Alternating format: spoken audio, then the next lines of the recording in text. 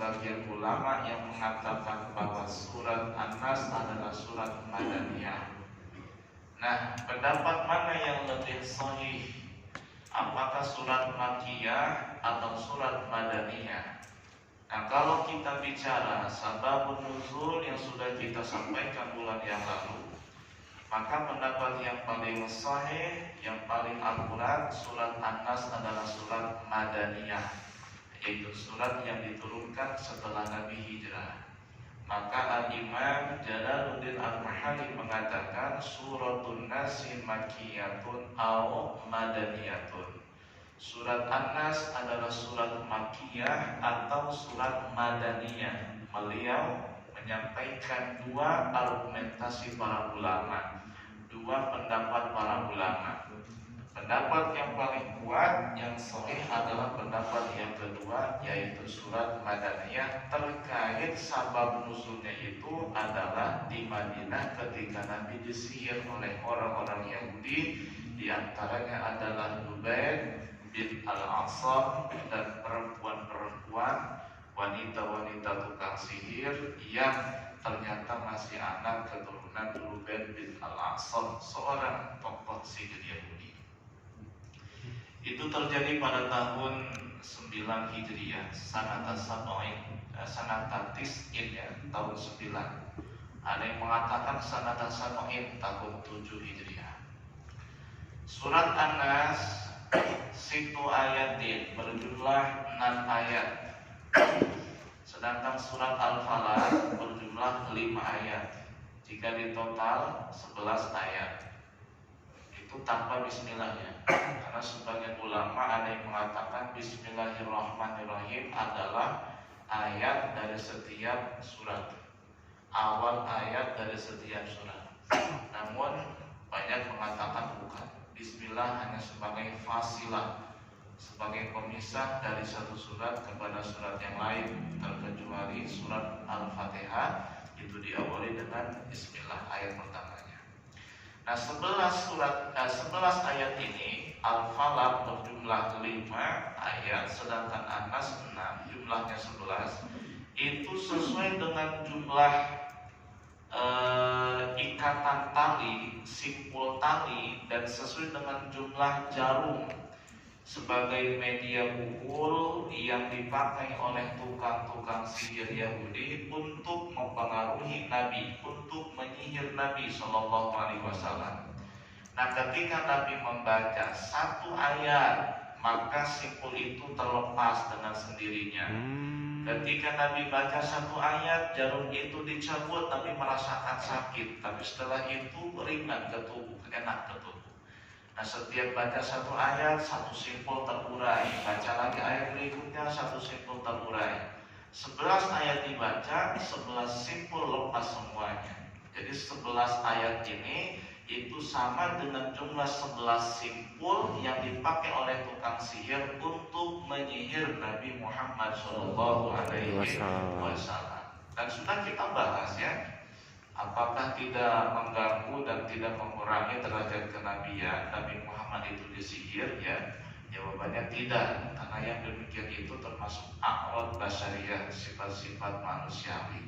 Nabi Muhammad memiliki sifat jaiz akli, yaitu a'rad basyariyah, sifat-sifat manusiawi seperti merasakan sakit, merasakan lapar, dingin, panas, haus, dan sebagainya.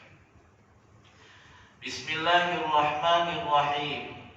Dengan menyebut nama Allah Ar-Rahman yang Maha Pengasih, yang memberikan nikmat-nikmat yang agung dan besar kepada seluruh hambanya, mukmin maupun kafir.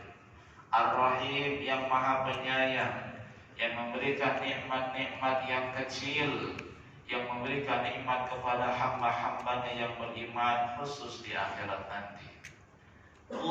Katakan wahai Muhammad, a'udzu birabbin nasi. A'udzu atahassan, aku berlindung. Jadi Allah Subhanahu wa taala menyuruh Nabi Muhammad sallallahu alaihi wasallam supaya berlindung birabbin nas, kepada Rabbin nas. Siapa Rabbin Nas itu dan apa Rabbin Nas itu? Rabb di dalam bahasa Arab memiliki setidak-tidaknya sekurang-kurangnya 20 makna. Rabb di dalam bahasa Arab memiliki sekurang-kurangnya 20 arti atau makna. Tapi makna Rabb di sini yang ditafsirkan oleh Al-Imam Jalaluddin Al-Mahalli adalah khaliqihim wa malikihim, yang menciptakan manusia dan yang malikihim, memiliki manusia. Sang pemilik manusia, sang pencipta manusia, itulah disebut dengan Rabbin Nas. Rabbin Nas. Kalau kita telusuri maknanya, ada mudabbir yang mengatur, ada muhit yang meliputi dan sebagainya. Jadi makna Rabb itu banyak. Ada murabbi yang mengurus.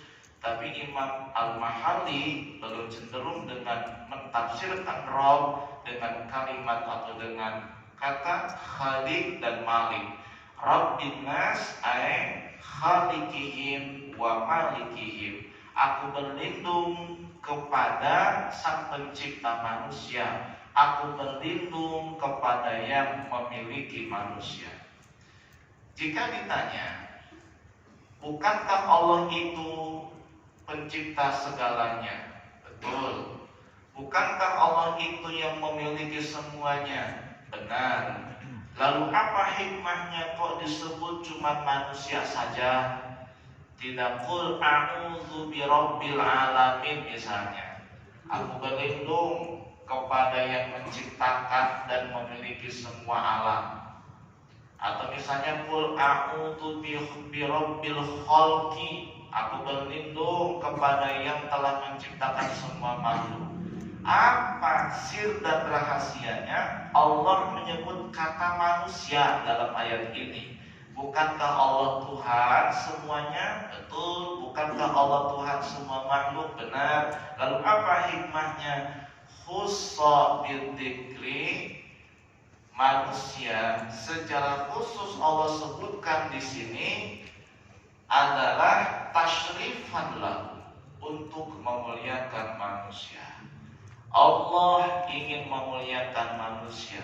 Allah ingin mengumumkan kepada seluruh ciptaannya bahwa manusia lebih mulia daripada ciptaan Allah yang lainnya, dibandingkan dengan langit, dibandingkan dengan bumi, malaikat dan semuanya. Manusia lebih mulia dari itu semua.